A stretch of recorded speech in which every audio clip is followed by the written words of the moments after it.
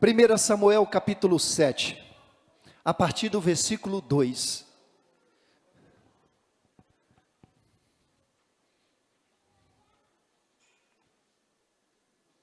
Pode colocar aí o fundo para mim? 1 Samuel capítulo 2. Desculpa, capítulo 7, a partir do versículo 2.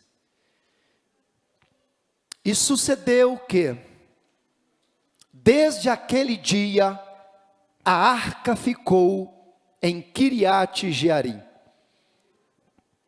E tantos dias se passaram, que até chegaram 20 anos. E lamentava toda a casa de Israel pelo Senhor. Então falou Samuel a toda a casa de Israel, dizendo: se com todo o vosso coração vos converterdes ao Senhor, tirai dentre vós os deuses estranhos e os astarotes, e preparai o vosso coração ao Senhor, e servi a Ele só, e vos livrará da mão dos filisteus. Então os filhos de Israel tiraram dentre si os Baalins e aos Astarotes, e serviram somente ao Senhor. Disse mais Samuel: congregai a todo Israel em Mispá, e orarei por vós ao Senhor. E congregaram-se em Mispá, e tiraram água, e a derramaram perante o Senhor, e jejuaram aquele dia, e disseram ali: pecamos contra o Senhor. E julgava Samuel os filhos de Israel em Mispá. Versículo 7. Ouvindo, pois, os filisteus que os filhos de Israel estavam congregados em Mispá, subiram os maiorais dos filisteus contra Israel, o que ouvindo os filhos de Israel, temeram por causa dos filisteus. Por isso disseram os filhos de Israel a Samuel: não cesses de clamar ao Senhor, nosso Deus, por nós, para que nos livre da mão dos filisteus. Então tomou Samuel um cordeiro, diga assim, um cordeiro, de mama, e sacrificou inteiro em holocausto ao Senhor. E chamou Samuel ao Senhor por Israel. E clamou Samuel ao Senhor por Israel. E o Senhor lhe deu ouvidos.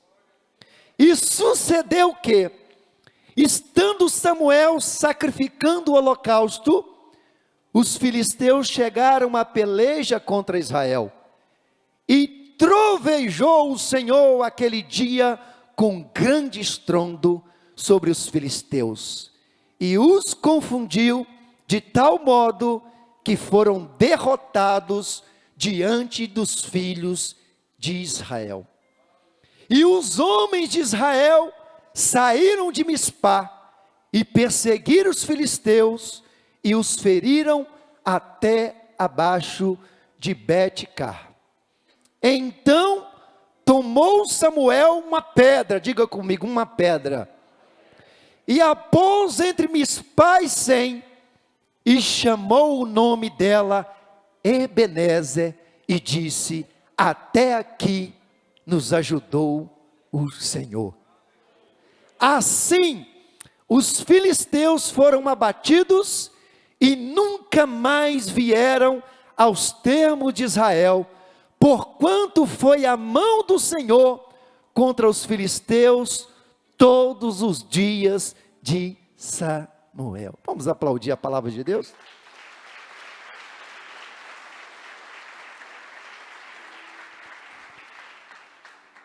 Senhor, eu acabei de ler a tua palavra. A tua palavra, ela traz vida, Senhor. A tua palavra, ela traz conforto. A tua palavra, Senhor, nos motiva. A tua palavra nos dá esperança.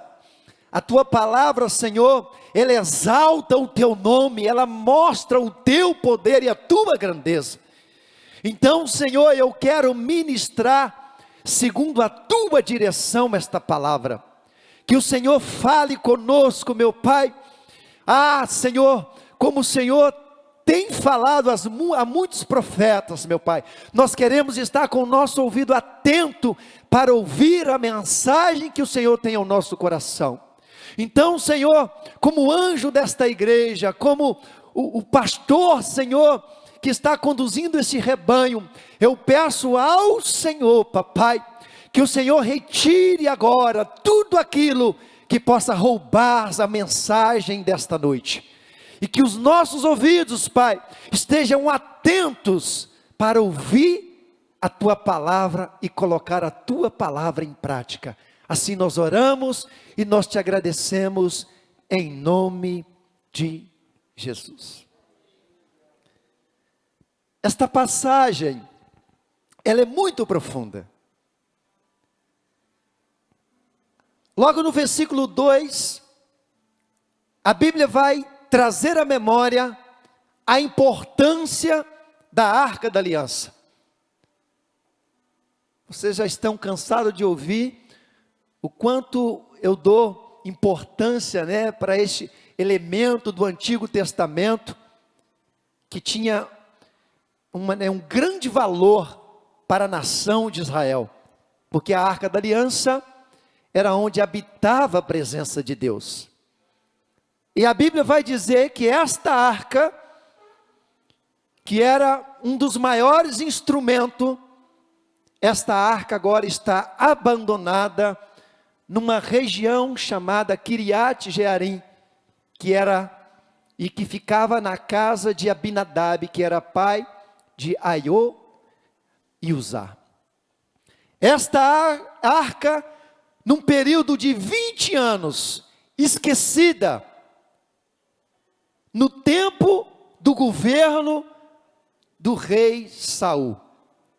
Por isso que nós sabemos que o povo viveu um declínio, o povo viveu uma miséria espiritual, uma decadência espiritual, justamente porque nesse período Saul abandonou a Arca da Aliança, não valorizou a Arca da Aliança.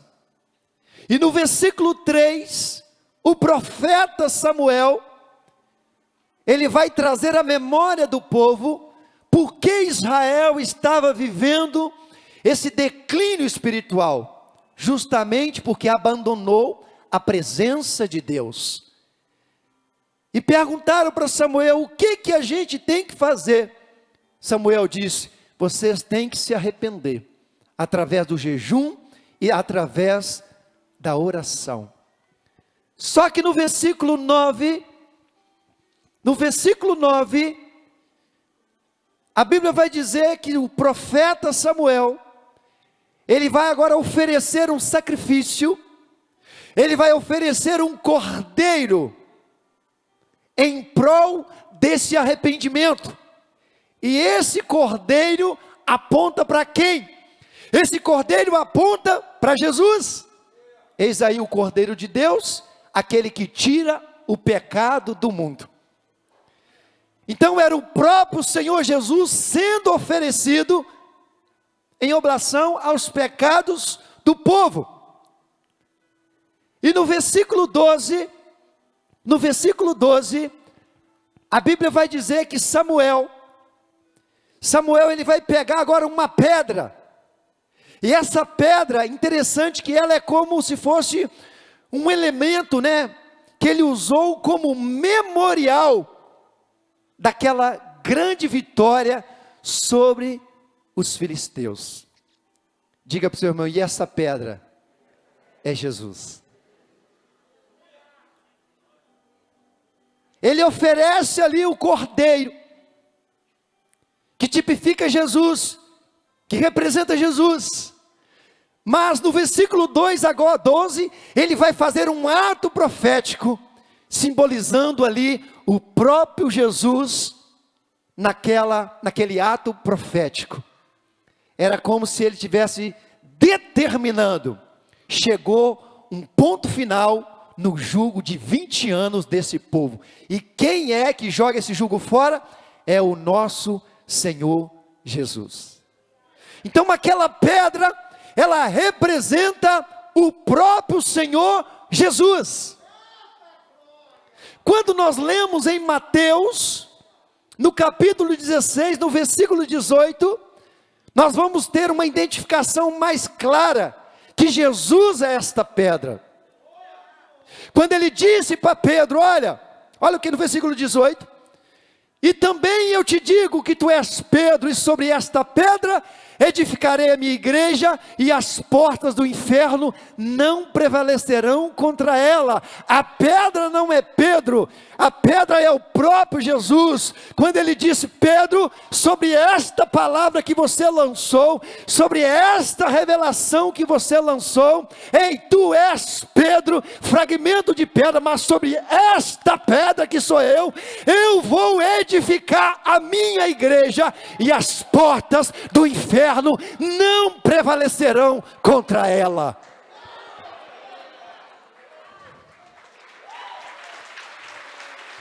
Então essa pedra é Jesus.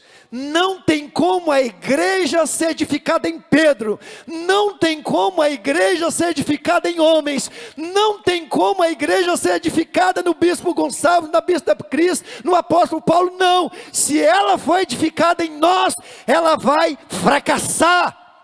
Mas a igreja só prevalece porque ela é edificada em Cristo, e Ele é o cabeça da igreja.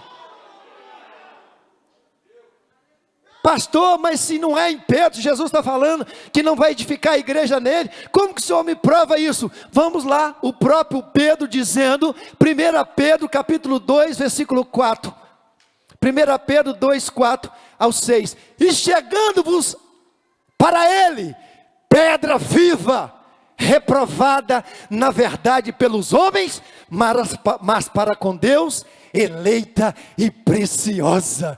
Pedro está falando a pedra que Jesus disse lá em Mateus 16, 18, essa pedra não sou eu, essa pedra é Ele mesmo. Vós também, agora nós somos o quê? Pedras vivas, nós somos fragmentos de pedra. Sois edificado casa espiritual e sacerdócio santo, para oferecer sacrifícios espirituais agradáveis a Deus por Jesus Cristo.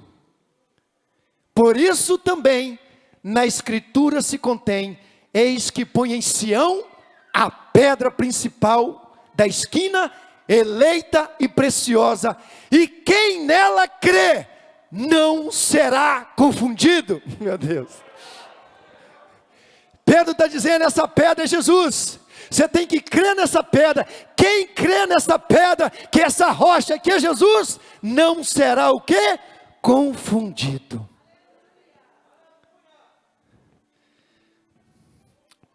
Uma passagem que o próprio Jesus falou, que mostra a importância de construir a casa sobre ele. Mateus capítulo 7, a partir do versículo 24. Todo aquele, pois, que escuta estas minhas palavras e as pratica, assemelhá-lo-ei ao homem prudente que edificou a sua casa sobre a rocha. E desceu a chuva e correram rios, e assopraram ventos e combateram aquela casa, e não caiu, porque estava edificada sobre a rocha. Meu Deus do céu. Jesus está falando, queridos, vai vir um vento, vai vir a tempestade, vai vir as guerras, ei, mas se a sua casa estiver edificada em mim, ela prevalece, ela se mantém de pé, ela não vai cair, vai soprar, vai vir o inferno, mas ela vai se manter de pé.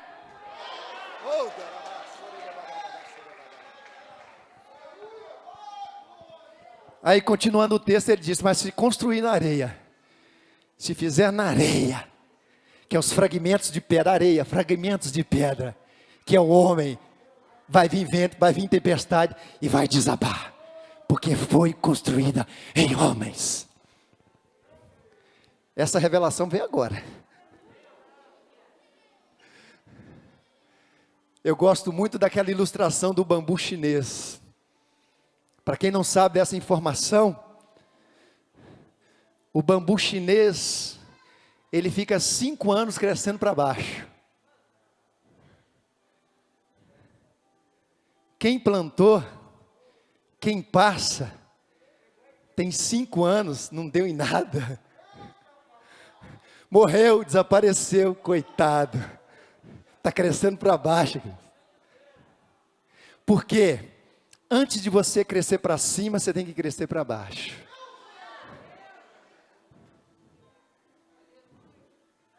Você tem que crescer para baixo. E o bambu chinês, quando encontra uma pedra no meio do caminho, porque tem pedras, ao invés dele parar o processo, ele segura na pedra e fica mais forte ainda. Ele se agarra na pedra. Ninguém consegue arrancar a raiz do bambu chinês. Por isso que você tem que se preocupar mais com a base, mais com a estrutura. Você passa de frente de um prédio, você não tem ideia do tamanho da estrutura que está ali, do alicerce. Ninguém vê, mas ele está ali. E quem sustenta toda aquela estrutura é aquela base. Jesus está dizendo, eu sou essa base. Eu sou essa raiz aí, ó, do bambu chinês. É em mim que vocês têm que crescer. Amém? Meu Deus do céu. Eu quero contar uma experiência para vocês. Prepara as fotos aí, presbítero. Eu quero contar uma experiência para vocês. O apóstolo pegou uma pedra. Pensa numa pedra. Na verdade, ele mandou eu pegar uma pedra. Gente, eu tinha que ter escolhido uma pedra mais levinha. Eu escolhi uma pesada. Que eu achei que era o obreiro que ia segurar a pedra. Sobrou para mim segurar a pedra. E o apóstolo ministrando e colocava a mão em cima da pedra assim. Gente, eu fui fazendo uma força, gente.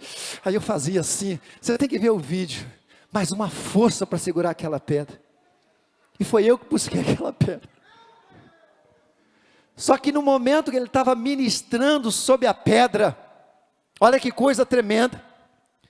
O apóstolo agora vai pegar um azeite. O azeite representa o Espírito Santo. Aí quando ele estava falando sobre a pedra, eu segurando a pedra. Não coloca agora não, mas espera aí. Eu segurando aquela pedra, eu estava olhando de frente para a pedra. No momento que ele derrama o azeite sobre a pedra, apareceu um vermelho sangue na pedra. Olha lá. Olha lá.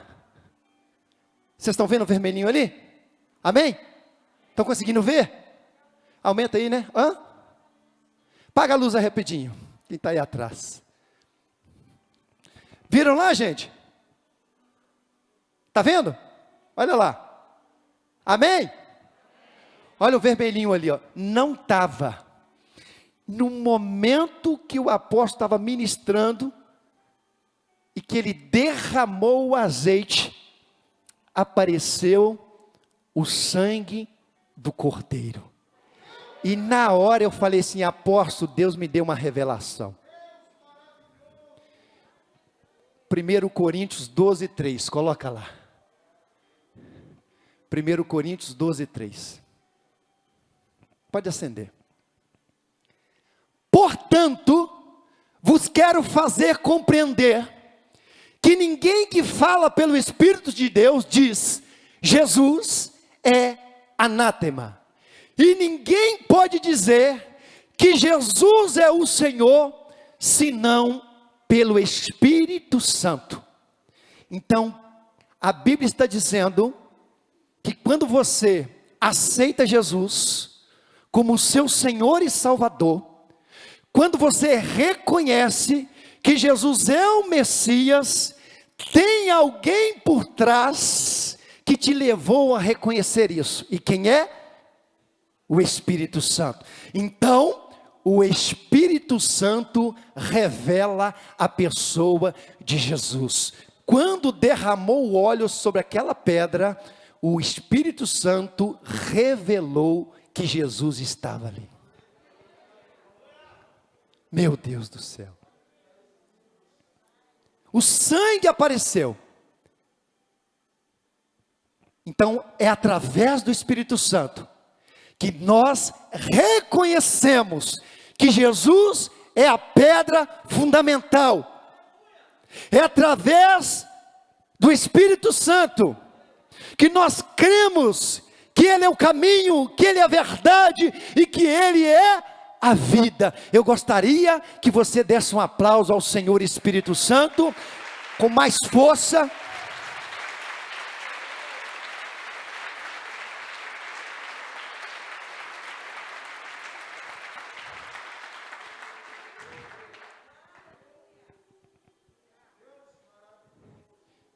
E o apóstolo João, ele vai falar de Jesus, em João capítulo 1, a partir do versículo 9, em relação à cegueira dos judeus.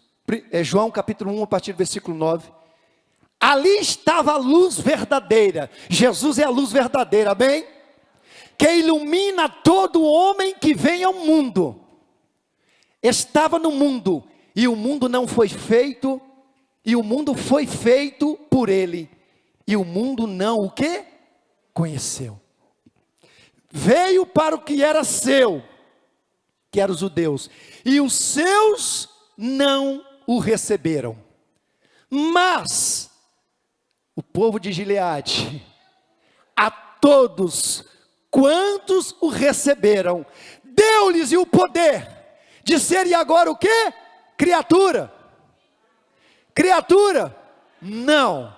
Deu o poder de serem filhos de Deus aos que creem no seu nome. Os quais não nasceram do sangue, nem da vontade da carne, nem da vontade do homem, mas de Deus. Quando você aceita Jesus, você muda de identidade. Ele está dizendo agora o seguinte: você era uma criatura, eu te criei, mas você só se torna filho quando você aceitar o meu filho. Aí ele vai dizer o seguinte, aí vai mudar. Você não nasceu da vontade do ser humano, mas você nasceu da vontade de Deus. E lá em Salmo 118, versículo 22, olha o que o salmista vai dizer. Salmo 118, versículo 22. A pedra que os edificadores rejeitaram, tornou-se a cabeça de esquina. Tem umas passagens que falam de Jesus como a pedra angular. Inclusive, quando nós estivemos em Israel, a gente viu ali um protótipo do que é a pedra angular. Tem a foto aí, mostra a foto. O que é a pedra angular? Está vendo aquele arco? Consegue aumentar, Mateus? Assim, olha só. Está vendo esse arco? Eu tive debaixo desse arco aqui. Mas sabe por que eu fiquei debaixo desse arco? Porque tinha aquela pedra angular. Essas pedras são soltas. Eu só fiquei debaixo desse arco porque aquela pedra angular estava lá. Porque se ela não tivesse lá, todas as pedras iam cair na minha cabeça. Então o que sustenta aquele arco, você está recebendo aí, querido. O que sustenta esse arco, o que sustenta toda essa estrutura é aquela pedra. E aquela pedra angular é Jesus Cristo. Essa pedra é que sustenta toda aquela estrutura. Agora o próprio Jesus dizendo, Mateus 21, 42. Diz-lhe Jesus, nunca leste nas escrituras a pedra que os edificadores rejeitaram? Essa foi posta por cabeça da esquina. Pelo Senhor foi feito isto, e é maravilhoso aos nossos olhos. Efésios capítulo 2, versículo 20. Efésios 2, versículo 20. Edificados sobre o fundamento dos apóstolos e dos profetas, de que Jesus Cristo é a principal pedra da esquina. Coloca aí Colossenses capítulo 1, a partir do versículo 16, Diácono Mateus. Porque nele, vocês vão ler comigo no 3, vamos lá. É forte demais essa mensagem aí sobre Jesus, falando sobre Jesus. 1, 2, 3. Porque nele foram criadas todas as coisas que há nos céus e na terra, visíveis e invisíveis, sejam tronos, sejam dominações, sejam principados, sejam potestades, tudo foi criado por ele e para ele. Versículo 17. E ele é antes de todas as coisas, e todas as coisas subsistem por ele. E ele é a cabeça do corpo da igreja, é o princípio e o primogênito dentre os mortos, para que em tudo tenha a preeminência. Porque foi do agrado do Pai que toda a plenitude nele habitasse, e que, havendo por ele feito a paz pelo sangue da sua cruz, por meio dele reconciliasse consigo mesmo todas as coisas, tanto as que estão na terra como as que estão nos céus. Meu Deus, você pode aplaudir o Senhor?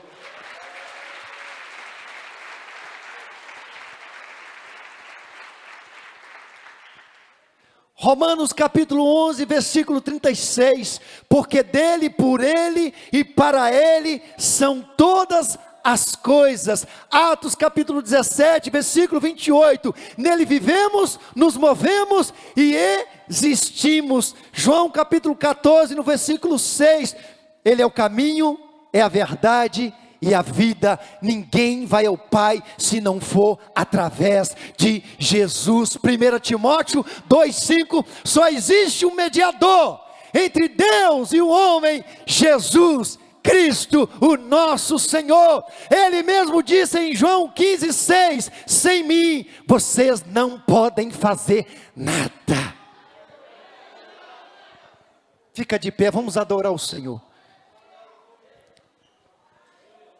Jesus é o centro da mensagem do Evangelho.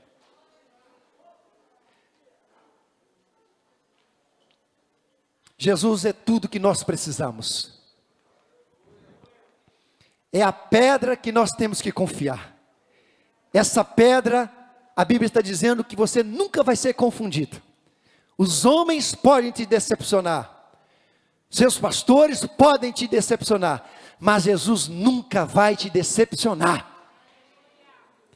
E nós temos que confiar nele. Nós temos que basear a nossa fé no Senhor Jesus.